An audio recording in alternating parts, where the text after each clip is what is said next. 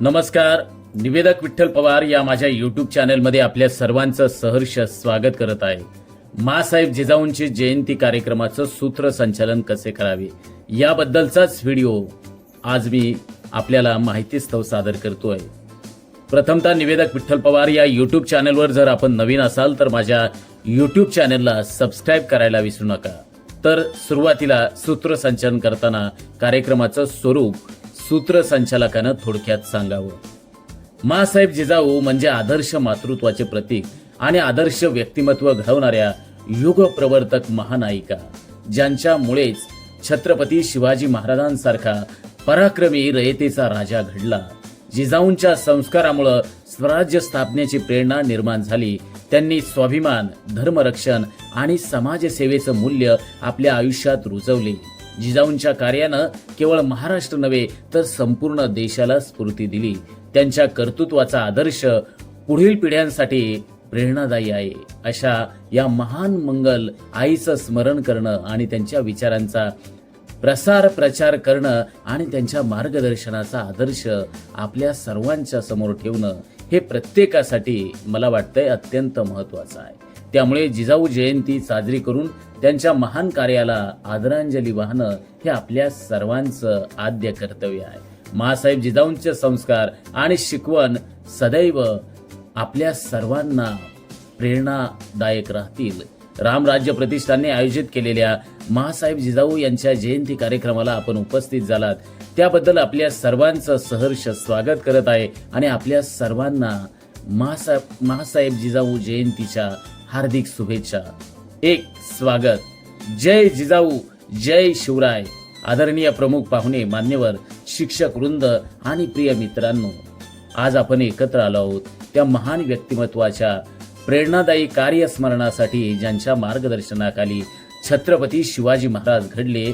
त्या आई समान माँसाहेब जिजाऊंच्या विचारांना मी वंदन करतो. आता मी आपले स्वागत करते या मंगलमय सोहळ्यात, जिथे इतिहासाचा सुवर्णकाळ पुन्हा एकदा जिवंत होईल आणि माँसाहेब जिजाऊंचे हे जीवन वंदनीय आपल्या सर्वांना प्रेरणा मिळते त्यांच्याकडून अपरंपार. 2. अध्यक्ष निवड. कार्यक्रमाचे यशस्वी आयोजन करण्यासाठी योग्य मार्गदर्शन करणारं नेतृत्व आवश्यक असतं आणि आजच्या या कार्यक्रमाला मार्गदर्शन करणारे, उपस्थित सर्वांचे प्रतिनिधित्व करणारे अध्यक्ष म्हणून कोणाची निवड झाली आहे ते मी सादर करते. अध्यक्षाचे नाव जाहीर करावे आणि त्यांचं टाळ्यांच्या गजरात स्वागत करावे किंवा टिंबटिंब यांना अध्यक्ष निवड करायला सांगावे व टिंबटिंब यांना अनुमोदन द्यायला सांगावे. आजच्या कार्यक्रमाला सर्वानुमते निवडलेल्या अध्यक्षांचे मी पुनश्च एकदा मनपूर्वक स्वागत, अभिनंदन करतो. 3. दीप प्रज्वलन व प्रतिमा पूजन. ज्ञानाचा प्रकाशच अंधाराचे निराकरण करू शकतो. माँसाहेब जिजाऊंच्या जयंतीच्या निमित्तानं त्यांच्या महान कार्याचा प्रकाश आपणही आपल्या आयुष्यात घेऊया.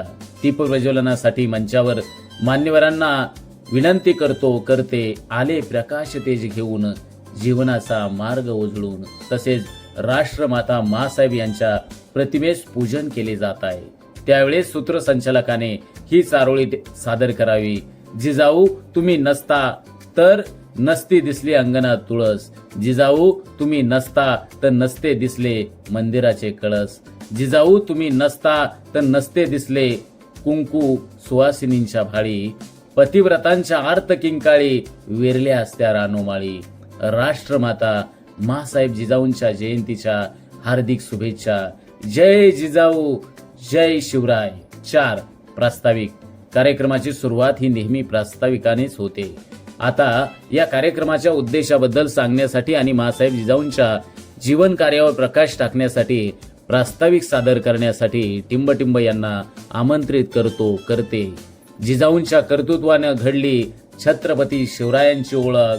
रयतेचे राजे झाले छत्रपती माँसाहेब जिजाऊंच्या प्रेरणेनं. 5.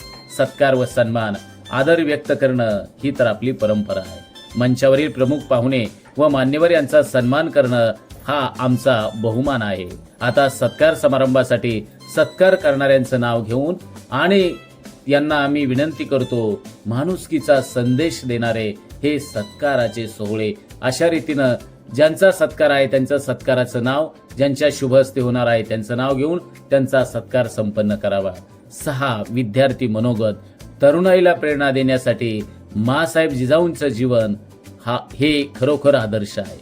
विद्यार्थी मनोगतासाठी विद्यार्थ्याचं नाव घेऊन टिंबटिंब यांना आमंत्रित करते. तरुण मनात शिवराय घडवणाऱ्या माँसाहेब जिजाऊंच्या जीवनकथा जगभर आपण पोचू देत. 7. अध्यक्ष मनोगत.